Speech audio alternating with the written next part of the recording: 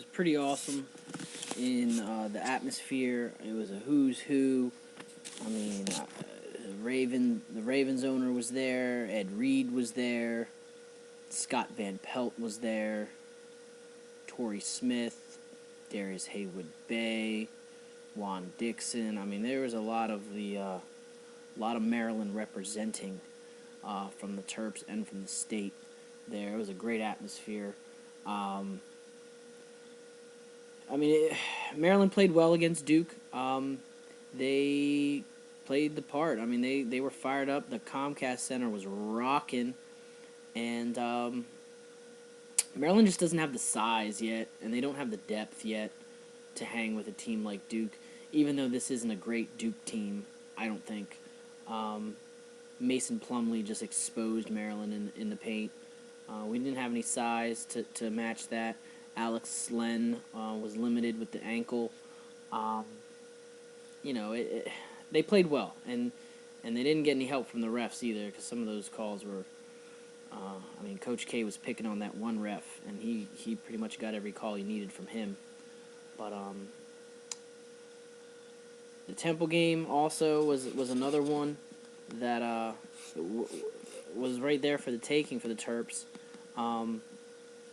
They get outscored 41-31 in the second half. They end up losing by 13. But again, this game was nip and tuck the whole way. Free throws in this game, Maryland 12 for 21. That's the difference. They don't make the free throws, that's gonna cost. It's gonna cost a team like the Terps.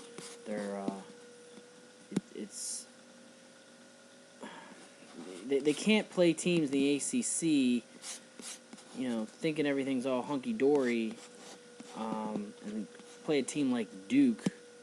That's you got to hit your free throws, especially.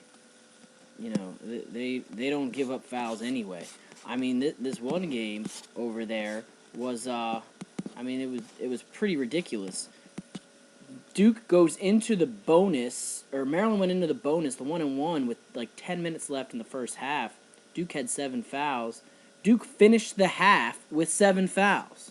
They went 10 minutes without committing a foul, which, I'm not going to sit up here, I guess, and bitch about that. But you know where I was about to go to with that. But, again, Maryland, they got to shoot better free throws. They have to... They got to get some big guys in there. Shaquille Clear next year obviously will help. Seth Green will obviously help with the depth.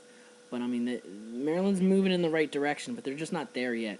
I think they're at where they're at. I think they play Virginia Tech tomorrow at home, and they should win that game. And that would put them at 3-3, and I think that's kind of where Maryland is this year. They're a middle of the road ACC team. Maybe they get hot and maybe they can find a way into the tournament. But they are what they are. Got some good guards. They got some good young players, but they're inexperienced. They don't know how to finish games, and they don't have a lot of depth. So you're gonna lose to superior teams usually when that happens. But so next up for Maryland again, Virginia Tech at home, and then I think they go on the road for a game. I think they're at Miami midweek, and then back next weekend at Comcast against the Tar Heels, and you know what that means. It's going to be fired up again. So yeah, the Terps definitely they're looking promising. I'm not disappointed, and I think what Mark Turgeon has done has been great.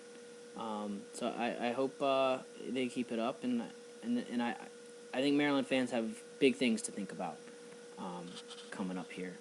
So going to take a look at the Capitals, see what they've been up to lately.